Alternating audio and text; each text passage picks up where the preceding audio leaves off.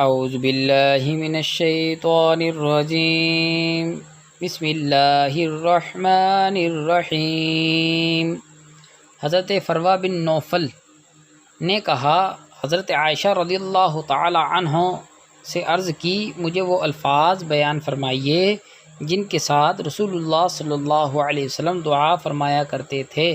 انہوں نے کہا، رسول اللہ صلی اللہ علیہ وسلم یوں دعا فرمایا کرتے تھے، اے اللہ، میں اپنے کردہ اور نہ کردہ گناہوں کے شر سے تیری پناہ چاہتا ہوں۔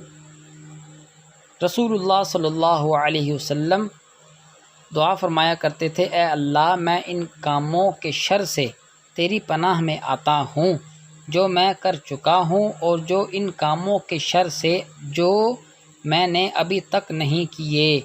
اللہ تعالیٰ سے دعا ہے، اللہ تعالیٰ ہمیں نیک عمل کرنے اور دوسروں تک یہ حدیث کو پہنچانے کی توفیق عطا فرمائے۔ آمین بجاہ النبی۔